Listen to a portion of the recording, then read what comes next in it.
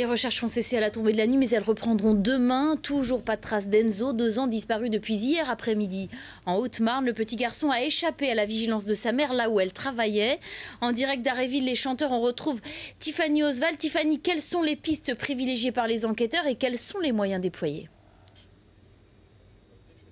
Alors écoutez, je vais commencer par les moyens. Un dispositif très important a été mis en place aujourd'hui. Il y a une centaine de gendarmes mobilisés tout autour de ce village. On les a vus à l'entrée contrôler chaque véhicule qui entre ici. Il y a également une équipe de plongeurs aidés par des pompiers qui ont sondé tout l'après-midi les eaux de la Meuse, puisque c'est bien là que se concentrent actuellement les recherches. Une équipe de chiens a en effet relevé la trace de l'enfant sur les bords de la Meuse. C'est donc la piste de la noyade vraisemblablement qui est privilégiée par les enquêteurs. C'est ce que nous a confirmé tout à l'heure le procureur de Chaumont. Je vous propose de l'écouter au micro de Julien Jacquet.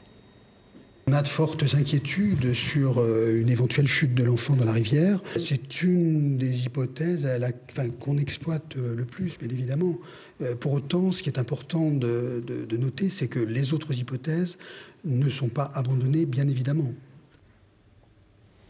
Pour autant, les enquêteurs ne veulent pas écarter pour le moment l'autre piste qui est celle de l'enlèvement. C'est d'ailleurs la piste privilégiée par la famille du petit Enzo, cette piste de l'enlèvement qui inquiète les gendarmes puisqu'un cambriolage a eu lieu au moment de la disparition du petit Enzo, exactement à l'endroit où il a disparu.